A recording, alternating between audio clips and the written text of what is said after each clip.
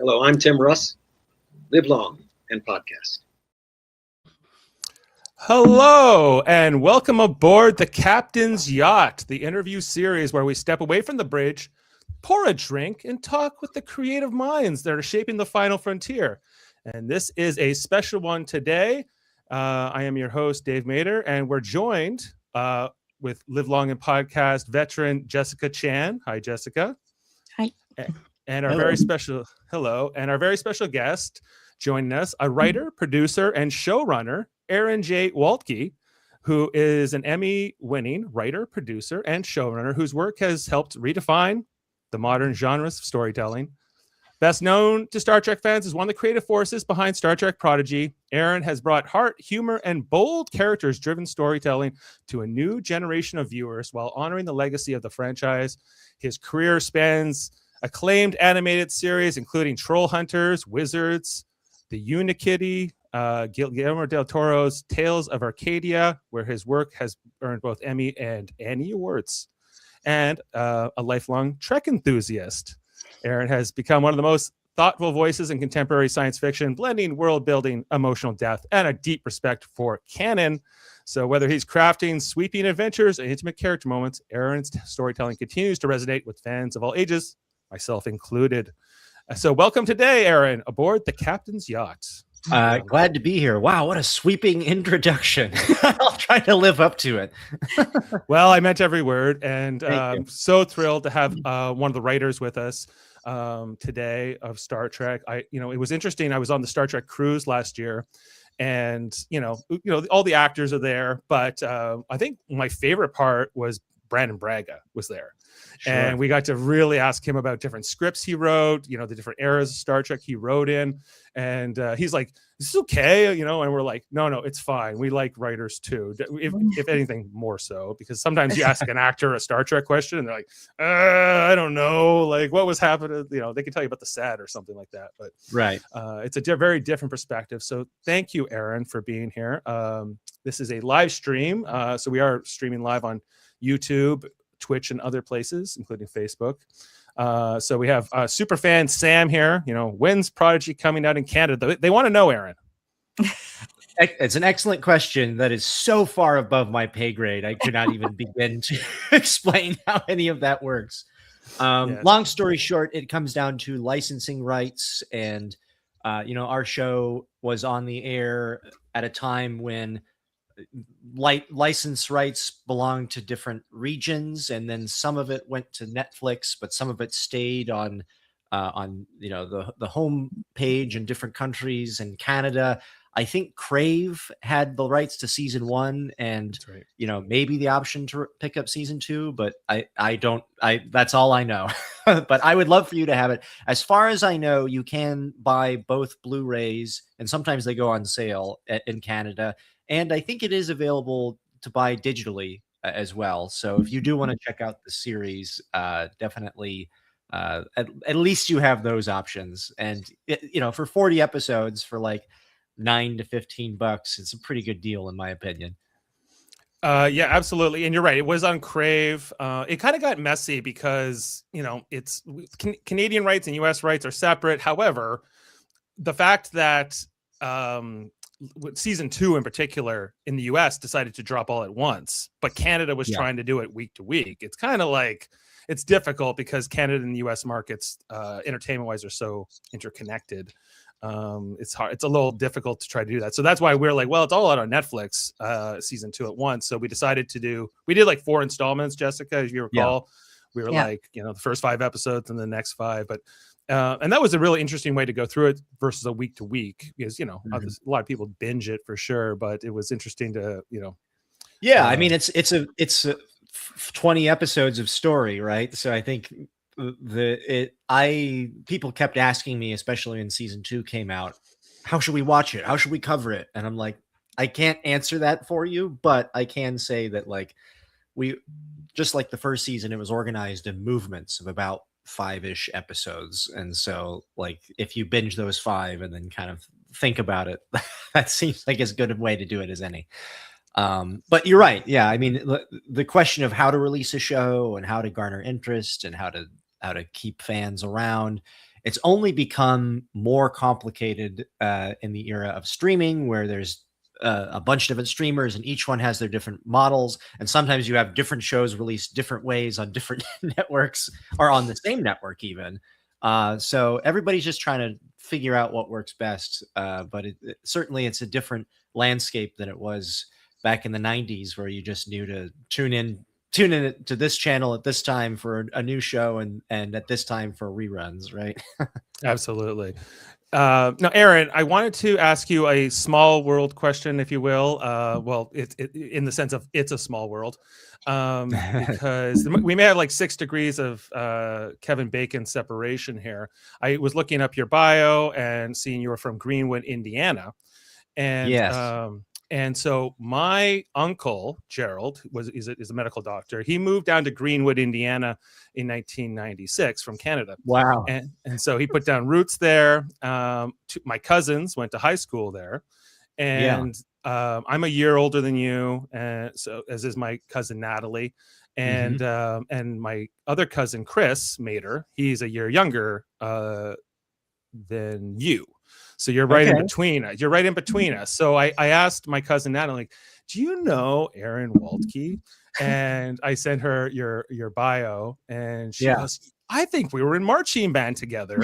Because now that you say that, I was like, why does that sound so familiar? That's so funny. Yes, we were in marching band together, and she went to Center Grove.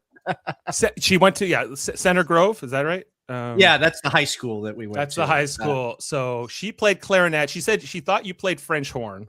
That's correct. Yes. Yeah, we definitely were in marching band together. That's what a small world indeed. Strange. Funny.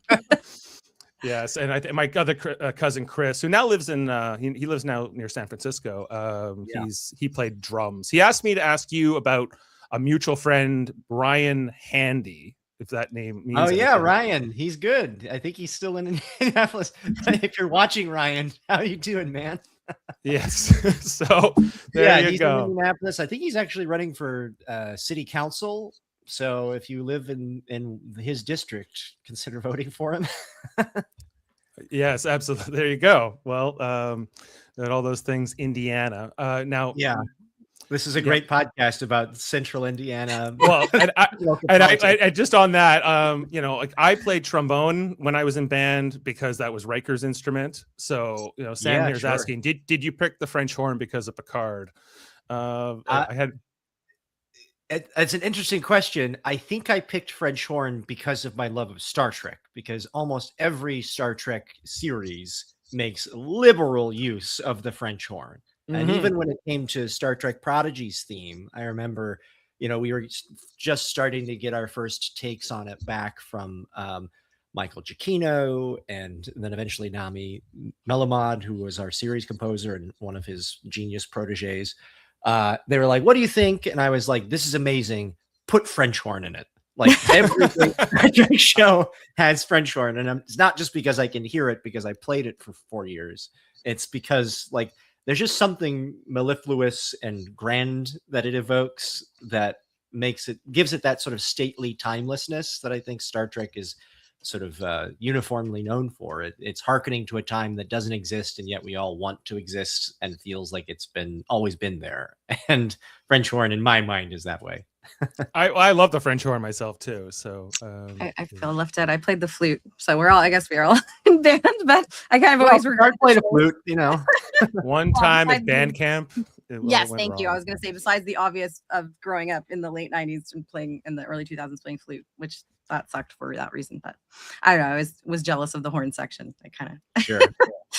Of course. Well, so 6 degrees of separation confirmed. Good to know. So and while we're on the the subject of your early life, you said you been a lifelong Star Trek fan. Like, what first pulled you into Star Trek? Just as a fan, as a viewer? Was it Next Generation, original series, something else? So I am one of those guys that I just there's never a time in memory that there was not Star Trek in my life. Like, my dad was a huge fan of TOS. And so one of my earliest memories, which I realize now I was 3 years old, was sitting on the couch next to my dad in our old house. and watching, the Jerry Goldsmith fanfare play. And then I remember seeing the saucer separation for the Enterprise D. And I had no idea what was going on, but it felt very exciting because I was feeding off my dad's energy. and Yes. And obviously that was one of my earliest exposures to any sort of like science fiction, anything. But I was just like, there's a few occasions in my life where I got thrown in the deep end and just got transfixed. This, and I think one of the first plays I ever saw, I was like 6 or 7, and my parents took me to see Les Mis. So again, it was in both occasions, like I didn't totally know what was going on, but I was just absorbing it. And that was kind of my introduction to Star Trek. And of course, years later, I realized that was in fact watching the premiere episode of Star Trek: The Next Generation live when it debuted way back in September of 1987. Right. And so between that and TOS, I definitely had like a liberal, just like a super saturation where I just kind of got it by osmosis. During the summers, both my parents worked, or sometimes they were busy, and so I would stay at my aunt's house over the summer, and she would just throw on reruns on. And for whatever reason, our local PBS station in the afternoons would air episodes of TOS, and so I think my aunt just thought it was educational, Star Trek or whatever. And the whole time, I that was like mind blowing, because I was old enough, because I watched like Indiana Jones and stuff, that I knew like what Nazis were, for instance. And then suddenly I watch episodes like, what is it, Parallels of Force or Patterns of Force, and I was like, what is this? How are they landing on a planet, like on a Nazi planet? Like that stuff really twisted my brain in ways that I think were as Roddenberry intended, and kind of helped me understand. Between that and Twilight Zone, I was very much a kid out of time, I guess. I watched a lot of reruns from the 60s and 70s. The 60s. Which, yeah. And so, like, Twilight Zone was also a big part of my diet going in. So I definitely understood how to use genre as a metaphor to talk about, big ideas and current events through a lens that gets to the basic humanity of things. And I've just been, it's always just been a part of it. I watched every single show. Deep Space Nine absolutely blew my mind. Like, I was not terminally online because that wasn't really a thing when I was a kid. But so I wasn't in like the Usenet forums, but I did watch. I missed like the first season of Deep Space Nine until they started airing it in syndication on my local Fox affiliate. And so every day when I come home from school, they'd air 2 episodes of Deep Space Nine in broadcast order. So I basically got to binge watch Deep Space Nine the first couple seasons. And I was like, this is the best thing I've ever seen in my life. And obviously they were doing some very different things back then, as far as like serialization and experimenting with format in a way that some Star Trek fans initially were like, what is this? They're not even on a starship. There's half the cast isn't even in the Federation. But of course now it's widely regarded as one of the best series ever. So, and then obviously Voyager Enterprise. That always seems to be the cycle with Trek. I don't like this. It's different. Actually, you know what? It's a classic. We love it. That's exactly right, because as you're telling the story of how you got into it, very much the same for me. I'm just a little bit older than you, and my parents were like huge original series fans. When that show debuts in 1987, I'm only like 4. Or maybe going on 5. And, and like, I remember them being excited, but then they watched it, and I think my mom liked it more than my dad. My dad's like, where's Kirk? Why isn't this more like original? And then, but then I got into it more as it got syndicated. My friends at school all thought it was cool. So I then thought it was cool. And Deep Space Nine comes along, and I'm kind of hung up on dumb things like, why are they wearing a different uniform? And why are they working with these Bajorans, and what's going on? And then Michael Dorn comes to the show in season 4. And then I was a huge Worf fan. So I'm like, okay, well, if Worf's here, then I got to like kind of check this out.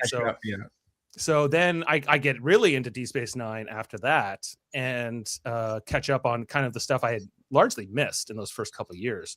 But then now I look back on it and say, oh, that was probably one of the best Star Treks. Of course, Voyager. I'm a huge fan. That was is we're kind of finishing high school. We're kind of on a similar trajectory there. That's the show. That was my first one I watched live. Actually, everything else I watched in syndication because I was only one and when they I was in high school when Voyager was coming out, and I was just so grateful that because also like the production value of some of the early seasons, as always, there's like a little bit of wobbliness, just like that's almost like classic Star Trek, that even going back to TOS, like when the doors slammed, you'd see like the cardboard wall wobble a little bit. But with Voyager, everything it was like a machine by that time. Like they knew, everybody knew their parts. All the production crew could swoop in and make everything sort of like, and also the cameras were just a little bit higher res, and so it felt like just firing on all cylinders and appointment viewing for sure. They could do a little bit more with the exterior space stuff than they had done in Next Gen, because they'd assembled enough of pipeline and just raw materials of like old spaceships that were in somebody's warehouse that they could always kit bash them together and make something new.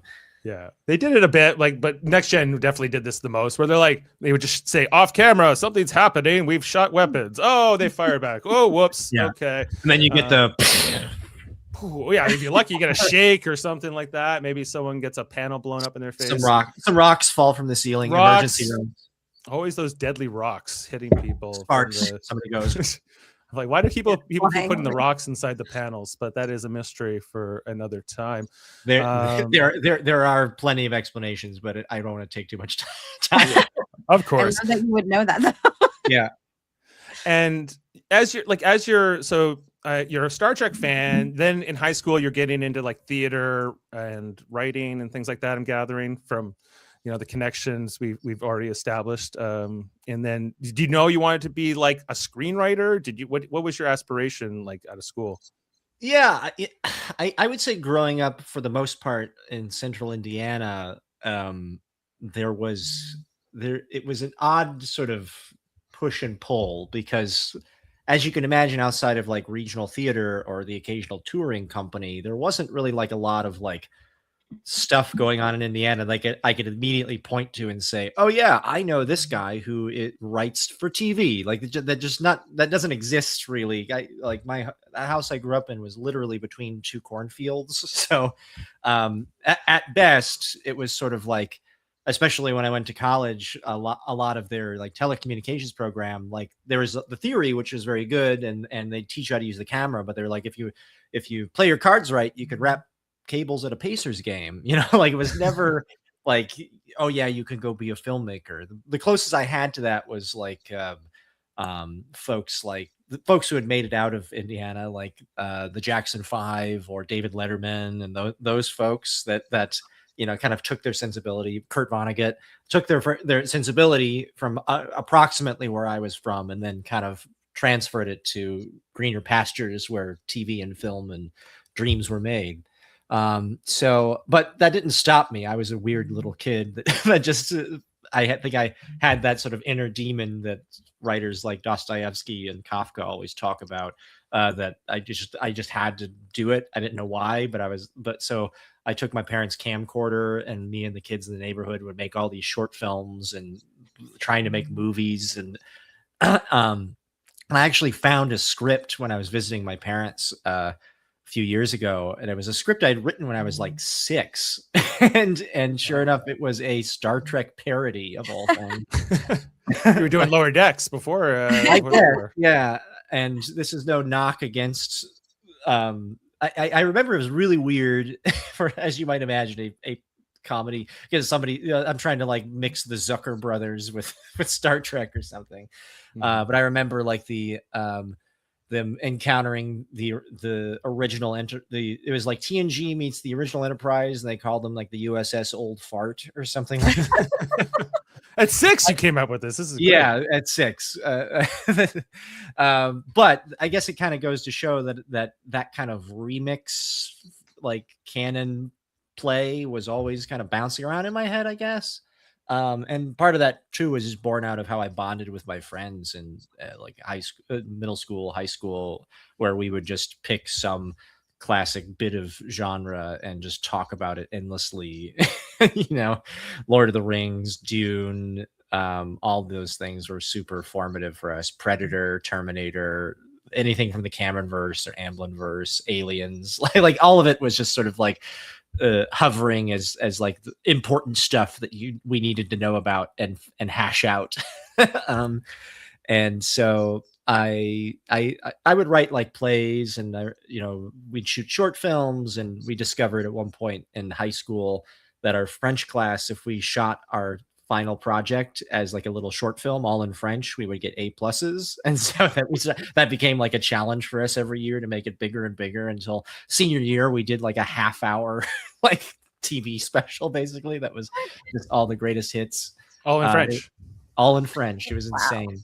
But by that time, I think I had really, like, it wasn't even a bug. I was just fully embracing, like, I love doing this, which I guess is kind of how some other filmmakers certainly got their start, Spielberg and a few others. But then when I was going to college, I was like, all right, I have to be serious. And initially I was looking at like psychology, and I declared a psychology undergrad. But then at some point I just remember turning to my dad and was like, I think I want to make movies for a living. And to their great credit, my dad's a dentist, my mom's an occupational therapist, about as far removed from like filmmaking and the artist life as you can imagine. They said, well, just do your best. And they supported me.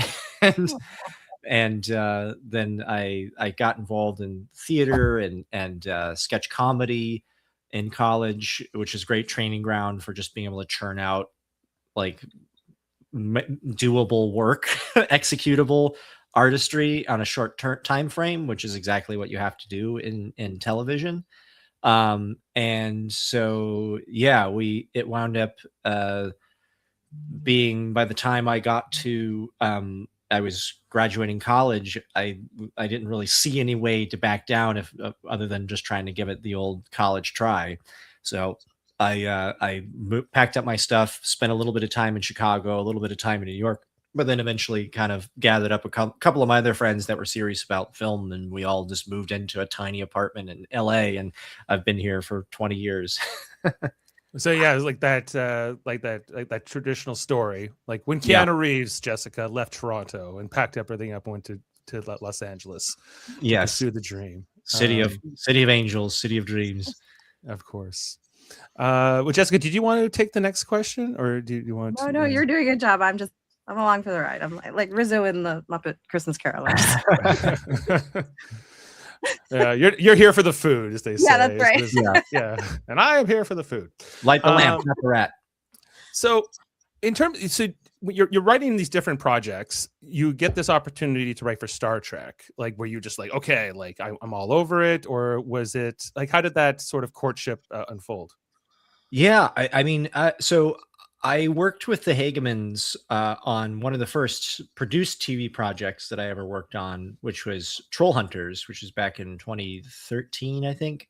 And that was an amazing experience. The Netflix ordered 52 episodes, sight unseen. Got to work, and it was a Guillermo del Toro project, and got to work with, it was myself, my writing partner at the time, Chad Quant, who worked on like Wanda, and he's currently the head writer of the new Avatar show, and AC Bradley, who created Marvel's What If, went on to create Marvel's What If, and the Hageman brothers, who created Ninjago, and Mark Guggenheim, who helped create the Arrowverse for the CW, and that was it. It was just like us five, more or less, just thrown into a room and said, "All right, make something."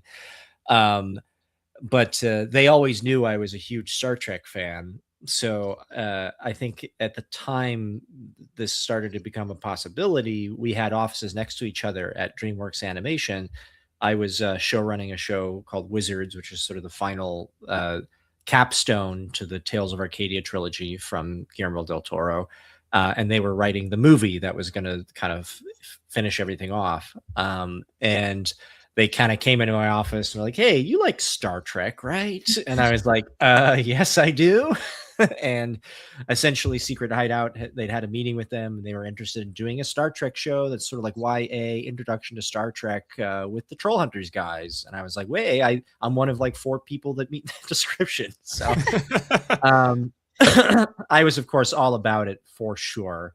And so there's a couple times where they came while they were developing the show, they came up with the pitch of like kids find a starship and use it to escape their prejudicial circumstances and explore the stars. And I was like, does that pass the smell test? And I said, I think that works. And it's really interesting because I've never seen that in Star Trek, where instead of it being, humans seeking out new life and new civilizations and going boldly into the final frontier, it's the inverse, where you start with those strange new life and civilizations and discovering Starfleet. And I really loved that concept, especially because I knew better than anybody, because people had always asked me as a Star Trek fan, like, hey, where do you start with Star Trek? And I'm like, I don't know, binge like 5 seasons of these 3 shows and then you'll kind of absorb it and get the hang of it. But that's a lot to ask, I think, of people sometimes, especially in this age where there's so much content out there, and people are reluctant to commit to something if they can't get it right off the bat. So I knew there was a need for it. And so I just kind of gave little suggestions of like, hey, if you want to have somebody who's like a representative of Starfleet who could conceivably be on this ship for however long it was there, why don't you make it a hologram? And holograms are often based on real living beings, even though they can become their own characters. Like Dr. Zimmerman became the model for the Doctor. Very different characters, but there's obviously a lot of similarities. I think Bashir was scanned at one point for that. Barclay had a hologram, and yeah, exactly. So like these emergency holograms or what have you clearly are always based on a human being, or often are, I should say. So it felt like a great way to kind of cleverly tie in as an entry point, like the first rung on the ladder of like, this is classic Star Trek, hang on for dear life. and just what's the exact, I'm just trying to understand, because the show hits the market in 2021, right? So yeah. You're talking about like you're working with the Hagemans in 2013 or roughly. So I'm just trying to understand, like, how long does a show like this take to make, like from the beginning? And so I worked in 2013 on Troll Hunters with the Hagemans, and then I think they first pitched the series end of 2018, something like that, for Star Trek. And then it was a pretty fast development cycle because there was a real hunger to make this show. So I think this was like as Paramount Plus was ramping up, and there's a new CEO, and he was like, we're just going to make some stuff that's in this different direction. And so I think by July, the writer's room had opened. But then after that, we obviously had to write 20 episodes. And then even beyond that, you have to animate all of them, and you have to kind of create because it's CGI, but you have to do this on any show. You have to create every single asset from scratch. You have to hire artists, you have to hire animators, compositors, and then editors and musicians. All of that takes a long time. CGI, it takes even longer. So because there's just a few extra steps. So like we started, like the room opened in 2019. The pilot started being written, I think, in early, January 2019. And then the first episode premiered in 2021. So that kind of gives you an idea of like from the very first to the very last. Almost 3 years. Not quite. Yeah, about 2.5 years, I think. And part of that was just because it was a brand new, very complicated show and in the middle of production, we also got hit by COVID, if you remember that little chestnut. So that also there was a little bit of disruption there, and we were just trying to figure out how to make the series in unprecedented times. But the flip side of it is we figured it out, and then by season 2, a lot of the issues we were running into weren't issues anymore because we'd already done it. We already done it in much harder circumstances. Yeah, and you I love the voice cast of Prodigy. It's one of the best, not just in Star Trek. I think it's one of the best assembled audio voice casts put together that I can remember. Yeah. And do you already know that you're working with these actors when you're starting to write those first episodes, or is that coming later? Sometimes you can write with a particular actor in mind. I think when we started writing Dr. Noam, and we wanted somebody who appears midway through the season of the first season, and We wanted somebody who could be a great Tellurite foil to, of that sort of curmudgeonly, but in kind of a heartfelt way. And we were like, all right, that's going to be Jason Alexander. I can't think of anybody else. And similarly, when we were writing Jankum Pog, I think everybody in the room was like, oh, he's definitely like a Jason Mantzoukas character, like the equivalent of like the guy who lives in his mom's basement, maybe a couple years longer than he should, and just plays video games all the time.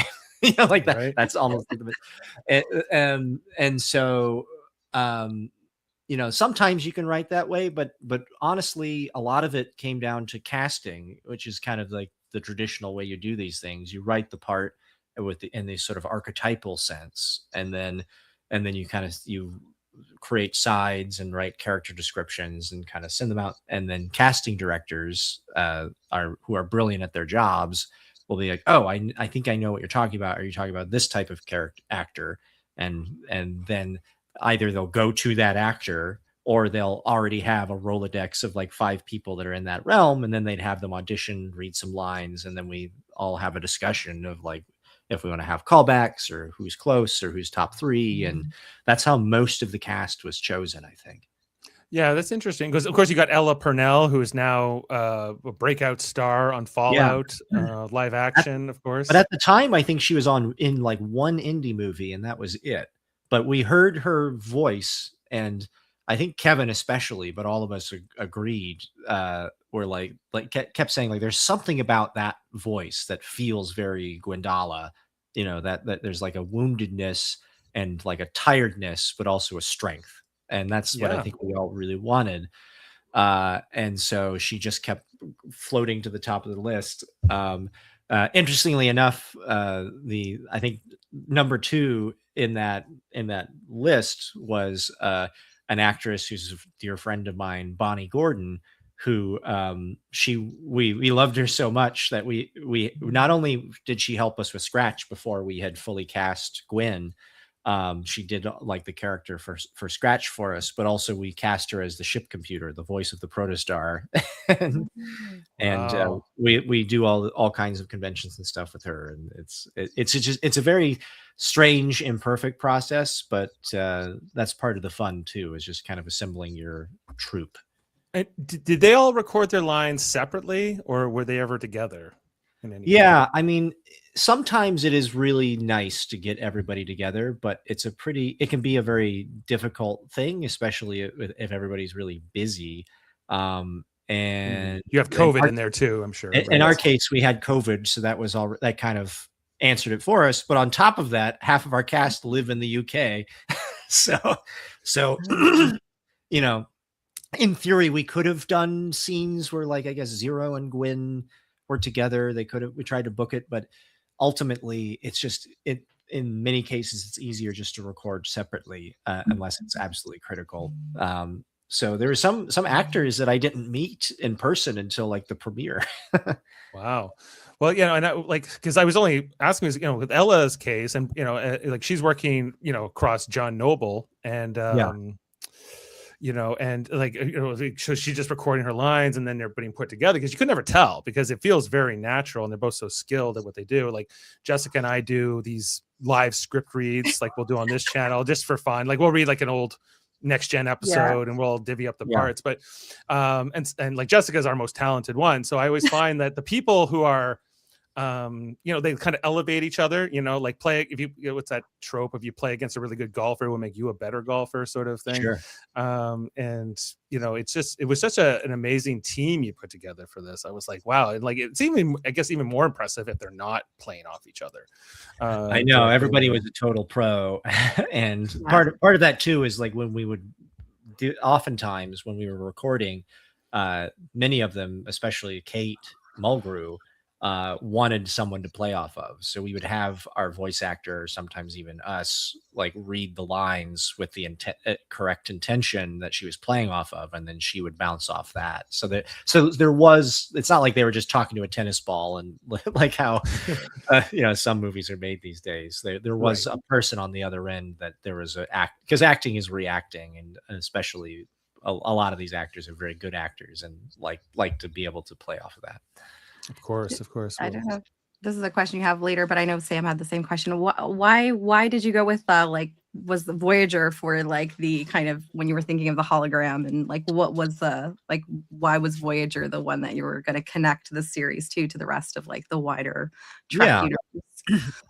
Well, there's a few kind of reasons that came together that made it the obvious choice for us. One was just from a fan perspective. This is a discussion we had very early on of like, let's nail down the exact year that we want this to be, because we knew it was after Voyager, but how far, because there's a gap of about 20 years between where a lot of the movies end and where Picard, for the most part, picks up. And so we wanted to be close enough that it, because I think for so many fans out there, yeah, sure, the movies kind of showed a tiny little sliver of like what was going on with at least the TNG crew after the series ended. But in terms of just like timeline and the world and that sort of thing, Voyager was like kind of where a lot of our brain cursors stopped. And then obviously they went back and did a prequel series with Enterprise. But so many, including myself, are like, but what happens next?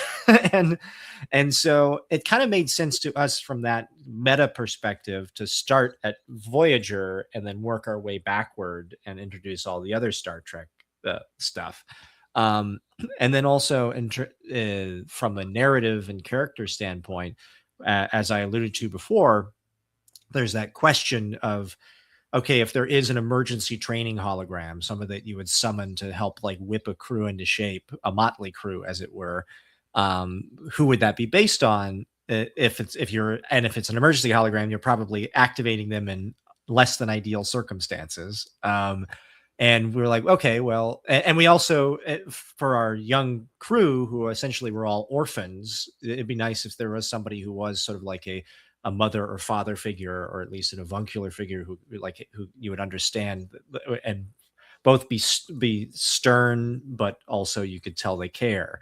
And who better than like, say, a captain who was thrown into the Delta Quadrant with half a crew launched prematurely, had to assemble a motley cavalcade of half Federation, half Maquis who hated them, throw in a few aliens they picked up 70,000 light years from home, and then build them into a family that could navigate the most impossible situation that a Starfleet captain could ever face. And of course that's Janeway. And also, of all the captains, I think you could argue that Janeway had the most mentorship of young people in her crew too, especially with like Kes to a certain degree, but also Naomi Wildman and Seven of Nine, who in some ways was like learning to be a human and going through those sort of like, maturity that she kind of missed because she was abducted before, almost like in an Arrested Development kind of way. And so it all just made sense. And like we kept coming up with, but like we'd kick the tires, like, are we sure we don't want to try someone else? And then we talk it through, and it was like, actually, it makes more sense for it to be Janeway again. So right. That was where I think we landed on it. And then once we started building out the season, we realized that, we wanted to have a Hunt for Red October or the fugitive kind of a narrative where an actual Federation ship that was sent to track down the protostar, what happened to it and its crew, would follow. And we knew by episode 6 that would be Chakotay would be the captain. And just because of a sort of narrative irony, it's like, well, who would care the most to get him back? And of course it would be, his commanding officer, who had a very close relationship with him, however you wanted to define it. And it just felt narratively, it made sense for that to be like, if you already have the modeling clay of this character, rather than just sort of playing with it and then putting it back on the shelf, our attitude was always like, let's use that and really explore it as much as we can, especially in an ensemble show with a bunch of different characters, but we still have to tell it in 22 minutes.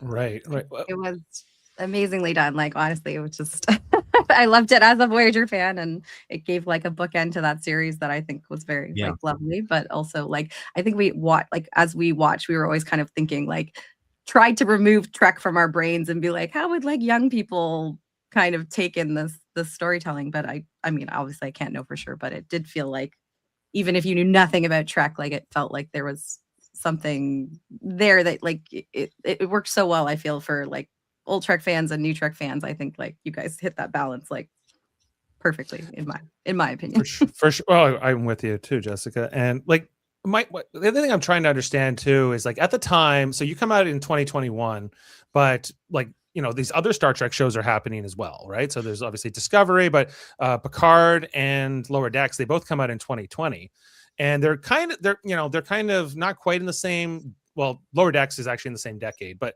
as Prodigy is taking place. But like Picard comes out, and they're saying, okay, like this is like 20 years later, right? So like how much do you have to be concerned with what they're doing on those shows and sort of factor that all in? Is again, like, do your scripts just go through some kind of approval process to make sure that they're not contradicting anything that's not going on in the other shows? Yeah, I mean, it was a little tricky, I think, just because obviously canon was being built on either side of us while we were doing it. But there was enough people that cared deeply about that stuff on all of the shows that we kind of just formed a little committee and we made sure that all the shows had access to all of the scripts and had dedicated readers to make sure that anything new that came down the pipeline, we'd be aware of it. And then if something came up where, like, you know, we used Okona, Captain Okona in our show, and then Lower Decks was like, oh, we have him as like a throwaway gag 3 years earlier, and we were like, and so we looked at both and we're like, oh, that's fine, just give him an eye patch, and it worked out. But there were obviously more complicated ones, like for instance, navigating the use of Wesley Crusher, because we were obviously using Wesley Crusher. Sorry for this is spoilers for people who haven't seen Prodigy yet. But we use Wesley Crusher on our series, and by this time he's a traveler, you know, as seen in TNG. But then they decided they wanted him to make a cameo in Picard season 2. And so there was this question of like, okay, how does this work? How do the timelines line up? And then his mother, Beverly, also becomes like a minor character on our show. And so there was that further question of how that evolves with what they did with season 3. But thankfully, like, I'm friends with everybody. I know Terry very well. I know Akiva, and I know Mike. And whenever something of necessity came along that we had to discuss, I guess the nature of canon or whatever, we would have we'd sit down and have this sort of open forum. And sometimes we'd come to a consensus. And then for instance, with Wesley Crusher, it was a meeting with me, the Hagemans, and Akiva, and we all just kind of sat down and hashed out the fundamentals of where in the timeline he was at different times. And then I went off and wrote like a 10-page document for everybody to reference, and it was fine. But for I think there's always a way to make things fit and make things connect. And I think most Star Trek fans know that, because for many years there was a lot of stuff that simply contradicted because back in the 1960s, the idea of like a show surviving in syndication for any substantive amount of time, let alone being the bedrock of 60 years of stories, I think was just completely beyond what they were doing. So sometimes they even like contradicted themselves a little bit in the series. And so then it was kind of left to us, the fans, who then went on to become people that worked on the show in some way or another, to create this sort of exegesis to make all the pieces fit together. And that's kind of the fun of world building, I think, is like sometimes you are painted into a corner, but then you get to kind of go back to first principles and say, okay, how could this still make sense? And then it opens up this whole avenue of creativity, and then which in turn opens up new possibilities for new stories to tell. So that's my favorite thing in the world. I'm so impressed you did that for Wesley, because I feel like, no shade to Dr. Who, but you could have just been like, wibbly wobbly, timey wimey. Right. Yeah. I think they actually do say timey wimey in the show, don't they? Like totally yes. hand wave that away with his, all of his powers. But I am impressed. Yeah, I mean, you could tell honestly. Like I can see, like we always talked about watching Prodigy. Like you could feel the love and like attention you guys put into like every little aspect of the show. Like it just the whole thing. It really shows, even if you don't get to see exactly how much work or what work you guys put in, but it really showed in the final product. Like some of my favorite episodes, especially during like the when it was Deep Space Nine and Voyager were going side by side for those years, and there was like the the episode where the Doctor goes to that ship, and is working with Andy Dick, the other EMH Mark II, and they're talking about the Dominion War, and we don't know anything about that, and of course, as the fans, especially if you watch Deep Space Nine at the time, you're like, oh, we know all about the Dominion War and everything else, but it's interesting to see your characters learn about these things later on when B'Elanna Torres and Chakotay find out about the Maquis getting wiped out, and how that affects her, right? And how these different characters crossed over. When Louis Zimmerman was on Deep Space Nine in Dr. Bashir, I presume. Like all that was a lot of fun. So I was always kind of looking for these crossovers too, right? Like because it's that's the strength of this interconnected universe. And we kept asking ourselves, like, well, when's like, I don't know, maybe this is still in the plans or was in the plans for Prodigy, but we're like, well, Lower Decks is set at the exact same time, roughly, like within a year or so. They're both animated. It seems like this would be the most natural crossover of some kind to do, even though the tones of the two shows are very different and everything else. But we had talked about, we always talked about it, but we also want to step on each other's toes. Like I would have loved to have had like Tindy show up. And it, you see where she landed, but the problem was like if we showed that, then we're locking in Mike to that fate, and so like any shows that crossed over, it'd have to be handled in a very delicate, specific kind of way that we could have made it work, but we also wanted to justify it, because we, as I kind of alluded to before, we didn't want to just have somebody pop up and say, remember this? Cool. All right, bye. Our rule on Prodigy was like, if a character shows up, there's always that question of like, not only how is it going to affect our young crew's journey, but also we wanted their encounters on our show to affect that character moving forward. And that was, and I think people tended to appreciate that we took that time with a lot of these characters instead of just showing them appearing, and we kind of use them as these sort of like platonic ideals that we kind of shuffle around and then they walk out without having changed. I think people like characters because they like seeing them evolve and grow and overcome struggle and have some sort of emotional revelation because of that. And I think that was always our first principle. So if we did have a Lower Decks character show up on our show, I think it probably would have changed them in some way. And so but Mike was so under the gun of trying to find a way to make his own characters land the plane. We didn't want to make it too much more complicated than it already was. For sure. Like I get that too. And like, the crossover they did with Strange New Worlds was great. And we love that. But I was always like, give me this Prodigy Lower Decks cross in some way. Like you could have gone over there, or they could have came, someone. Yeah, I think it would have been trickier for them because they took place sort of like before all of the events of our show. So like they would have had to have shown up at Tars Lamora or something. or if they encountered one of the Voyager crew, maybe if Chakotay was on their show or something, then he could have mentioned he was about to go on a trip, for his maiden voyage of the Protostar. But I think there was one point where we had talked about, there's one episode where Tindy has like a slime worm, like a little worm creature that as a pet, and we talked about maybe they could turn it into a melanoid slime worm, just as like a little allusion to our series with Murph.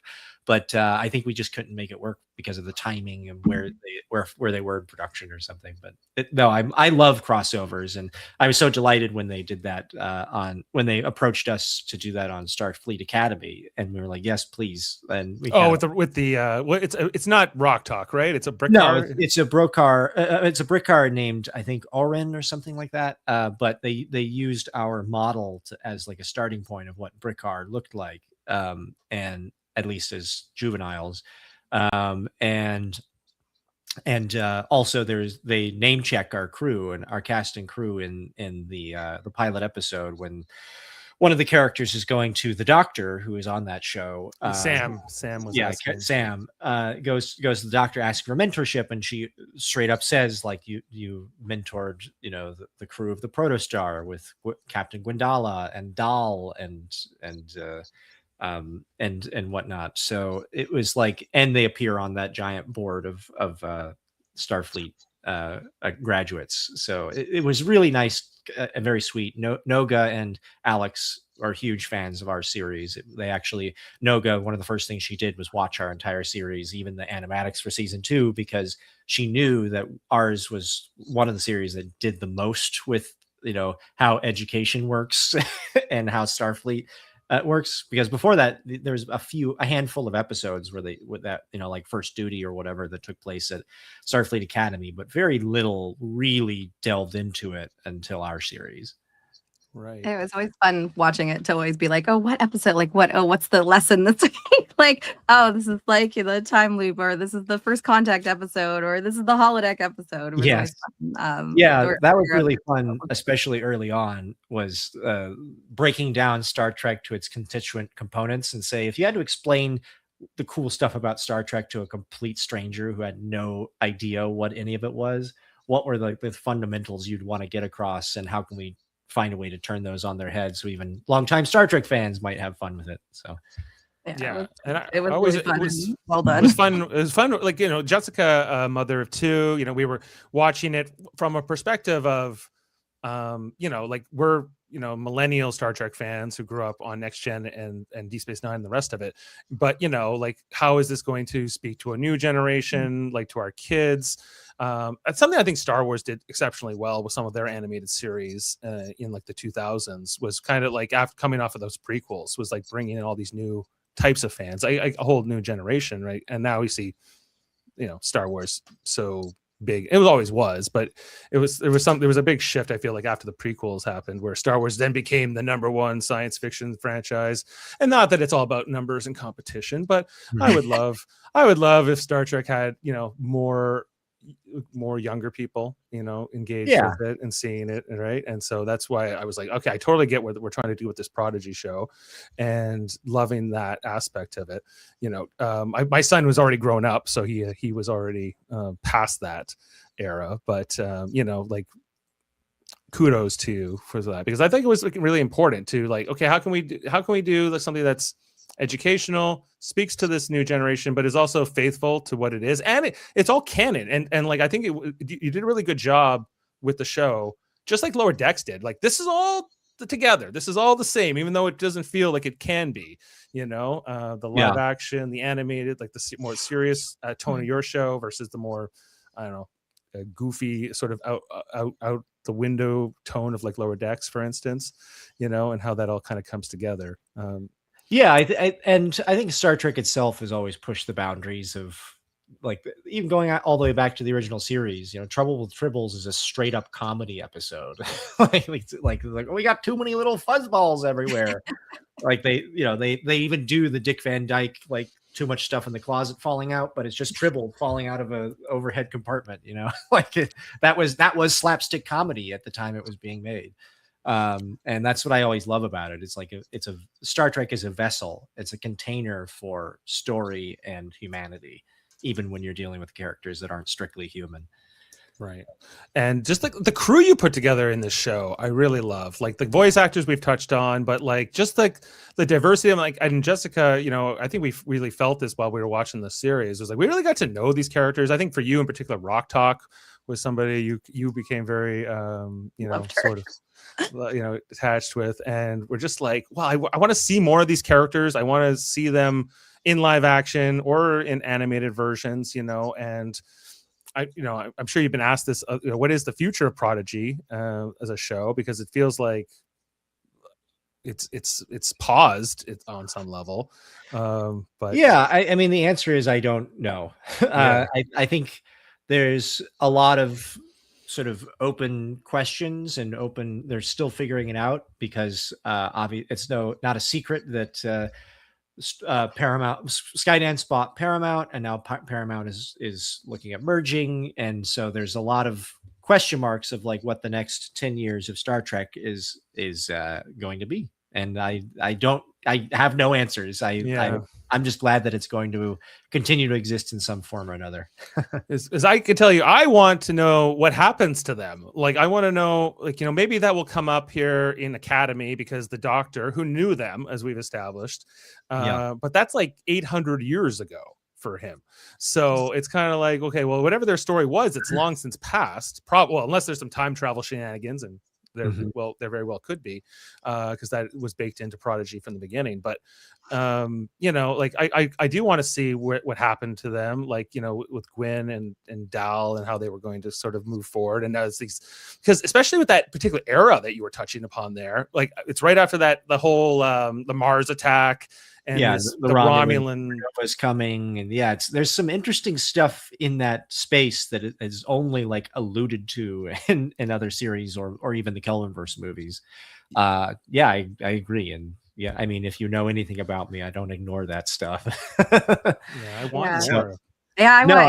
I think you did such a great job also, like, threading that line of like, I felt like you gave us a really solid ending. Like, if that's all we ever get, it's sad, but like I feel like complete, like that you gave us the end of that story arc that we were watching, but left it open. Like, but I don't feel like incomplete. Like, you guys kind of landed that ship really well. And thank you. Yeah, it's always, especially in this day and age, you never know. And 40 episodes in 2026 is a very good run for a television series. So if that's it for Prodigy, then I'm very proud and happy with where it landed. But I also have a sneaking suspicion, just the way that Star Trek is, there's always like the possibility to pick up those threads in the next generation of shows or movies or what have you. And so I would say never.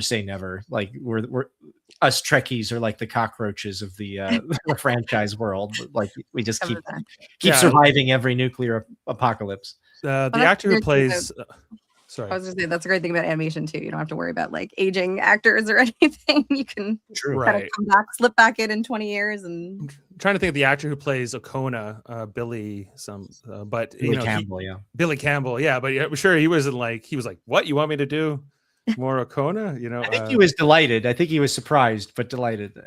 Right, like 30 something years later, right? And it was actually his idea to kind of like, they were like, don't make him the super like suave hero he was. Like, let's have the years not be kind to him. And we're like, all right, if that's the direction you think you'd be okay with, we're totally open to explore that. And that worked well. And the other thing I really loved, like near the end of the show, I loved how you brought in Chakotay. I thought that was my favorite part, I think, of the whole series. Was my favorite line, I think, is when Janeway says at the end of that season 1 midway cliffhanger, like, Chakotay, I'm coming for you. Right. And I'm just like, oh, you hit me in like the feels with that. Because like they're a really strong captain first officer dynamic that doesn't, get its due, I think, in a lot of ways. Like, people talk about Kirk and Spock, of course, and Riker, Picard, and all that. But I think Chakotay and Janeway, one of my favorites. You did so much with that, like the emotions, even though it's animated, like the emotions that touched upon their faces, and like that hologram scene where she's like looking at him there, and like, I'm coming for you. And then when you at the end of that season 2, you're like, okay, and Chakotay is back, and now he's the new captain of the Voyager A. And I was like, wow, I want to know about that now. I want to know what those adventures are. I want to see what the next era of Voyager could have been, because, just because the original one was done. But I felt like, Janeway to a certain extent was promoted and she became part of the Admiralty, that like she had kind of moved on from that stage from her career. But I still want more of those stories. I didn't want any of these shows to end. I didn't want Next Gen to end when it ended, or Voyager, or any of them. They could have kept going. That's kind of the magic of a crew that you love, right? Is that you just want to keep seeing stories and new adventures and new missions. And I think, at least in spirit, that's why Star Trek keeps chugging along, is because that kind of speaks fundamentally to who we are as a species. Is we are fundamentally curious, and there is some innate drive to always see what's over the next horizon let's see what's on the other side of that ice formed land bridge or that next Polynesian island cluster. Let's see what's on the other side of the moon and stars, because as we venture and discover new things about the universe, we discover more about ourselves. And my hope is that spark of the human condition never fizzles out. Oh, myself as well. I think like just the continuity of this, 60th year of Star Trek this year, and it's a wonderful thing. It keeps going here, and editions like this are still coming along. Not as frequently as I would like, not as much as I would like sometimes, but I definitely love it. And animation, I think, being this other realm that has only been barely touched upon, because you go back to the animated series from the 1970s, which I'm not the hugest fan of, spoilers, but it's okay. Like I love the original series, and so it's got a lot of that in there. But I think it's just that 1970s animation that throws me off. Yeah, I love it, but there are definitely some elements that you have to embrace. It's very 1970s filmation camp, like giant Spock and that sort of thing. Like you just have to get on its wavelength, right? Right, and like Lower Decks being like more in that Simpsons style, I suppose, and then yours being like a CGI show.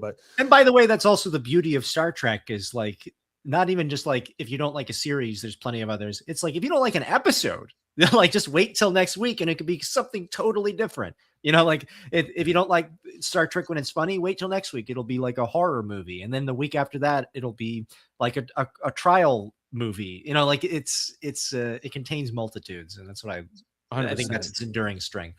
What about animation in particular? Did you feel gave you a strength in that show? Well, I think for Prodigy, we were in an interesting balancing act where we wanted it to feel familiar enough to Star Trek's aesthetic, because even though we were starting way outside the Federation, but as we introduced those elements, we wanted to see both that, okay, this is part of like Star Trek, but we also aesthetically were kind of balancing the Berman era of like, TNG, Deep Space Nine, Voyager, and then what they were doing on Picard, and in some ways Discovery. Like there's two distinct styles at play, and we were in the transitional phase of trying to balance both while also creating our own identity. And it was a very difficult balancing act, but I think our production crew did a really good job of finding elements of both and making it feel. And we also had the benefit of our ship, for instance, being an experimental long range vessel. So, and you have experiments like that, like the oh gosh, what is it called? Not the Proteus, Prometheus, the USS Prometheus that you see in Voyager, and where they're like, oh, this is a very different Star Trek ship, but it's the cutting edge, and the Federation loves doing weird experiments like that. So it was tricky, but we also tried to stay confident and stay the course and say, let's just do what we think is right. And fans seem to have gotten on board with it. That's right. Because in the original, was the Prometheus the one that the Doctor goes to, or is the Prometheus the one that like it pretended to be? Yeah, it is that one, right? Where the Doctor goes over and finds the EMH Mark II, played by Andy Dick. Andy Dick. Yeah, that's one for the ages. Go ahead. I like the stylistic of the like Prodigy. I felt like almost like it. You guys, the first episode, I felt like I was kind of watching. I was like, this kind of reminds me of like Star Wars, like very action heavy. I felt like you almost like ease kids into it. Like you grab them and then you kind of ease them into the Star Trek aesthetic. Because I guess if you started on the starship, it'd be kind of very like often the decks are very stark and kind of But I felt like you guys kind of really and very formal, right? Like because Starfleet's so serious, and like your characters were like not that. They were just kind of a mismatch of people thrown together, outcasts, like sort of orphans, if you will, and that they have to kind of figure it out. But I love but then you have the Janeway hologram to kind of explain, well, this is how this works, and this is how you can go. So very really smart. Yeah, for sure. It was. I think there was one critic who described our show as like performing a magic trick, where at first you think it's one thing and you make a bunch of presumptions, and then episode by episode, moment by moment, it slowly kind of weaves this sort of like tapestry in the background, and it's Star Trek. It's Star Wars kids escaping into the Star Trek universe and showing why that's so much better. And Yeah. that's sort That's of really what what we're it is. doing. Well, it is. Yeah, for sure. I honestly, I just remember our reviews. I was always like, it's so clever. They're so clever. Like every episode. She was. Well, okay. So then with the voice actors, I know we touched upon this, like, a lot of the times they were recording them separate, but then the first season comes out, and then did you see all that come together, and did you say, okay, I want to do this with this character, I want to give them this arc, or something you had maybe planned out in the beginning that you kind of had to pivot to based on what had come on screen up to that point? Yeah, I mean, sometimes it's easy to kind of fall into this illusion that whenever you make a TV show, every single character arc is planned out from the beginning, and that's the only way to make a good TV show. And I think my philosophy has always been you should have strong ideas of character and a good idea of what their arc is going to be, but you also have to have a certain openness to play. I think it was Wynton Marsalis who said, good jazz is leaving space for God to walk into the room.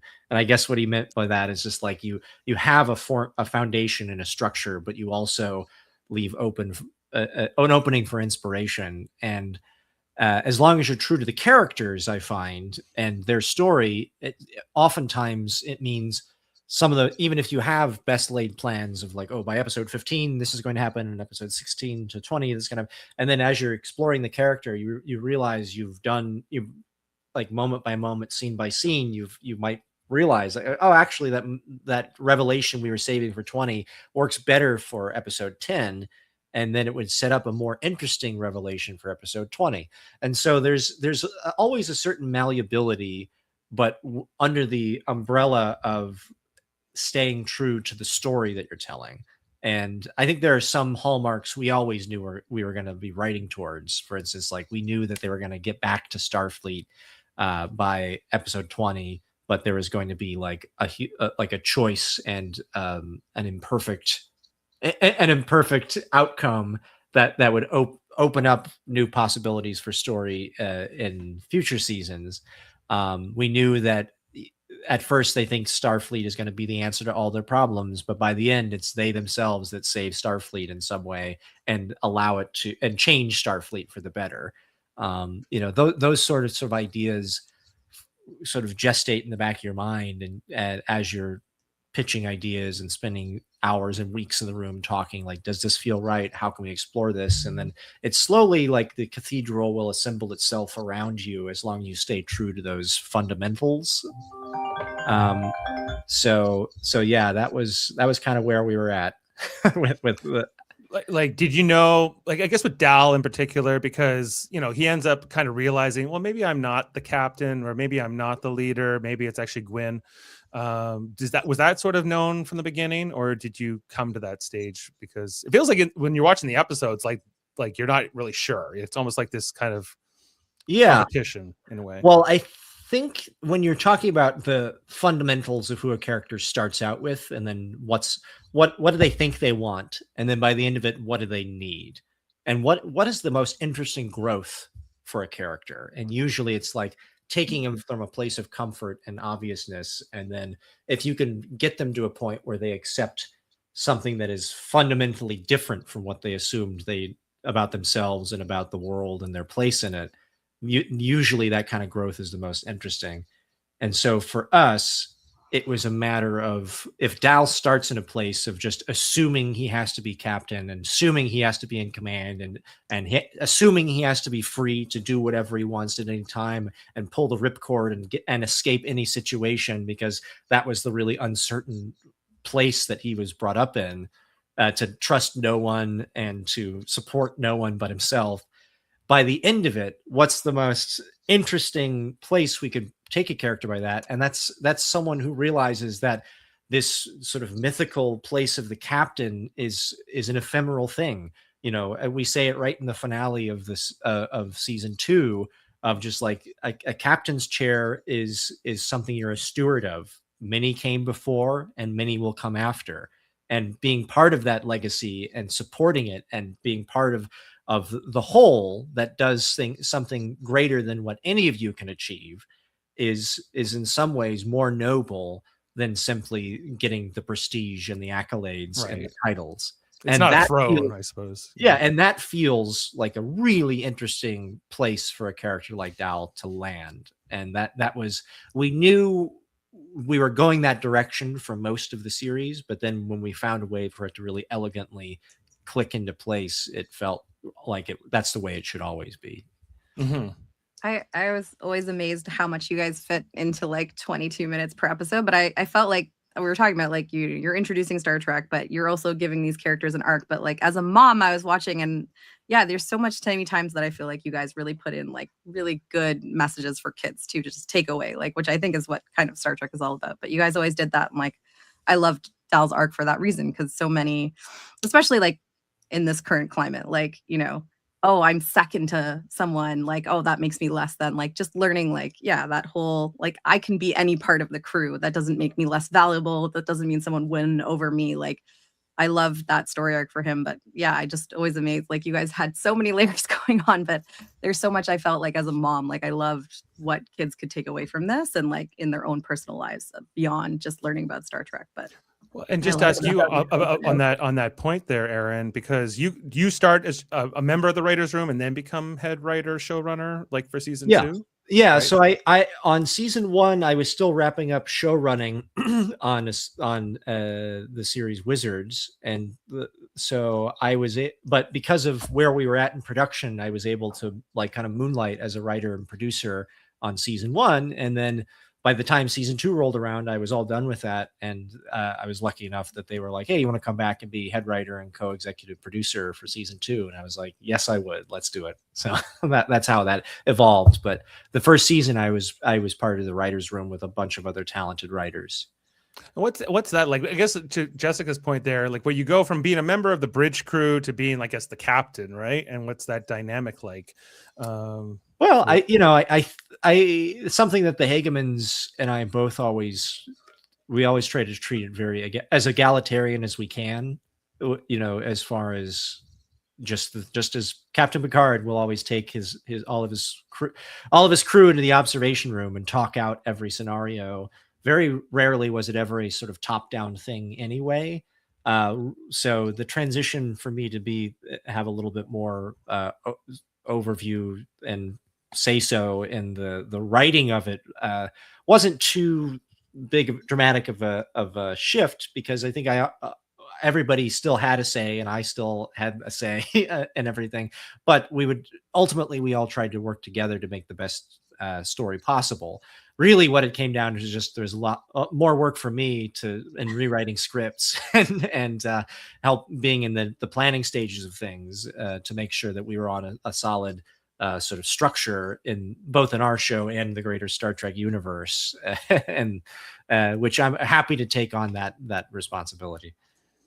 Right. Well, you did an excellent job. I know we're past an hour here, and I do not want to keep you for too long.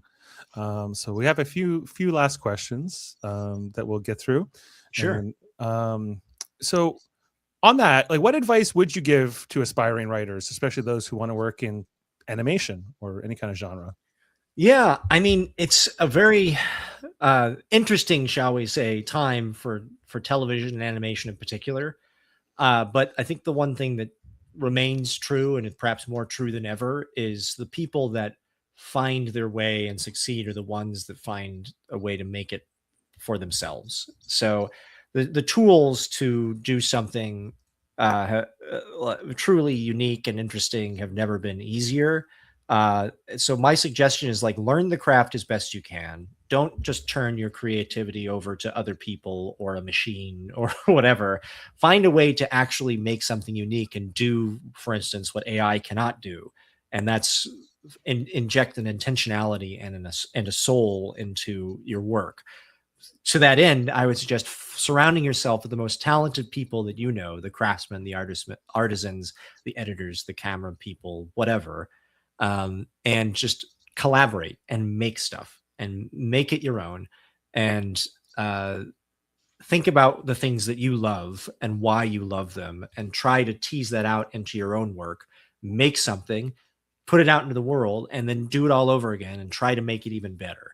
And sooner than later, you'll realize that just by osmosis and by repetition and by experience, you'll have gotten really good at something, and other people will kind of come along for the ride. And maybe you'll get a chance to launch a Patreon, or you'll do a Kickstarter, or you'll create a thing that goes viral and catches the attention of people who want to see what you can do with a larger budget. Like that's the way I think you have to be scrappy. And I think that's the way that art is going to survive and thrive, is because we always are the survivors that find a way to make stuff happen, even in the strangest of circumstances. 100%. Well said. Thank you for that answer. And what's next for you? What else is going on in your life? Well, right now, among other things, I have a few projects in the works, one of which has been announced. I'm currently developing a series for Amazon Prime Video called Wings of Fire, based on the amazing epic fantasy series written by Tui Sutherland. If you have any teenagers in your life in the last 10 years, ask them. I guarantee you they've heard of it, if not read every one of the books. Well, yeah. But we're developing that right now. It's a really cool project. And I have a couple other things in the works that I hope I can talk more about soon. So if you want to keep up to date, you can follow me on all the social media. I usually go by the handle of Good Aaron. That's GOODAARON. And as soon as I can talk about something, I will post it on all the social medias. Well, Aaron, that is amazing. Thank you so much for being with us today and taking this time. I would like to ask you for an obligatory shout out just for our, as you saw that we had Tim Russ at the top, who did, say something else. I'm Aaron Waltke and you're watching Live Long and Podcast. That would be amazing. And then we'll play it all the time. All right. Sure. I'm Aaron Waltke, co-executive producer of Star Trek Prodigy, and I'm here to tell you to live long and podcast.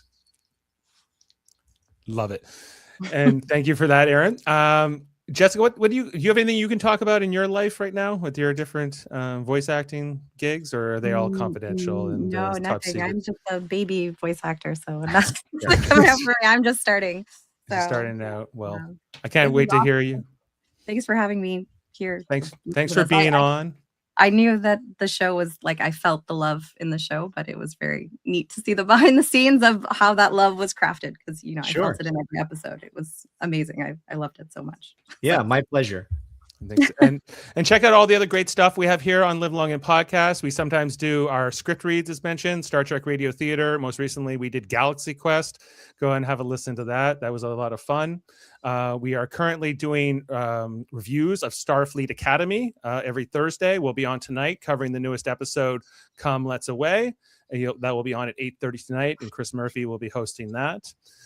We are also doing Star Trek The Next Generations every Monday. You can look out for our next review. We'll be doing Tin Man from season 3, talking about that. And soon, For All Mankind will be coming back in March, and we will be picking up on season 5, leading off where that was left off in that show. So all kinds of great reviews and podcasts, all the time here on Live Long and Podcast and the United Federation of Podcasts. And we are going to sign off for today, I guess, as it's in the afternoon or midday if you're in California. I want to thank Jessica and Aaron once again for being with us, and Live Long and Podcast, everyone. And you have a great night. See you next time here. Bye. Ooh. Oh, where did they put it? Here we go. Beam up some Star Trek content with Live Long and Podcast. A roundtable movie discussion with Hey, did you see this one? And take a peek into the darkness with Heard Noise, Must Investigate with Michael Chan. Watch us duke it out on trivial debates. And let's chat about TV with the Super Mater Brothers. It's all here on the United Federation of Podcasts.